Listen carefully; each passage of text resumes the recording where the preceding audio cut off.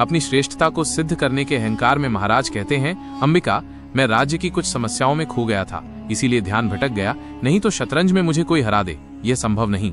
फिर वे मुस्कुराकर कहते हैं, आओ एक और बाजी हो जाए। रानी अंबिका भी शांत स्वर में कहती हैं, ठीक है महाराज, खेलते हैं एक और बाजी।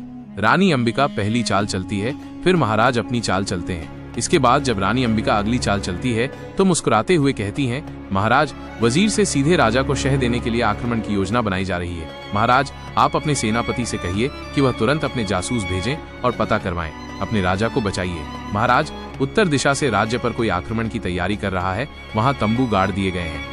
रानी अंबिका बोलती जा रही थी और महाराज उसकी बातें सुनते जा रहे थे, लेकिन वे समझ नहीं पा रहे थे कि रानी अंबिका शतरंज की चालों के बीच ऐसी बातें क्यों कर रही हैं। महाराज चकित होकर पूछते हैं, अंबिका, शतरंज के बीच में ये सब बातें कहां से आ गईं? रानी अंबिका गंभीर होकर कहती हैं, महाराज, शतरंज तो केवल प्रतीक है, असली चालें अब बाहर चल रही हैं। अभी समय नहीं है संदेह या प्रश्न का, कृपया अपने सेनापति को तुरंत आदेश दें। रानी की गंभीरता देखकर महाराज तुरंत सेनापति को बुलवाते हैं और आदेश देते हैं, उत्तर दिशा की सीमा पर कुछ गड़बड़ है, तुरंत सैनिकों को भेजकर वहां की स्थिति का पता लगाओ। यदि कोई शत्रु हमारी ओर बढ़ रहा है तो हमें पहले ही सतर्क होना होगा। महाराज के आदेश पर सेनापति अपने कुछ विश्वसनीय सैनिकों को उत्तर दिशा की ओर रवाना करता है। कुछ समय बाद वे लौटकर सूचना देते हैं कि उत्तर दिशा की सीमा पर दूसरे राज्य की सेना ने पड़ाव डाल रखा है, उनकी गतिविधियां संदिग्ध हैं, हमें उनसे सतर्क रहने की आवश्यकता है।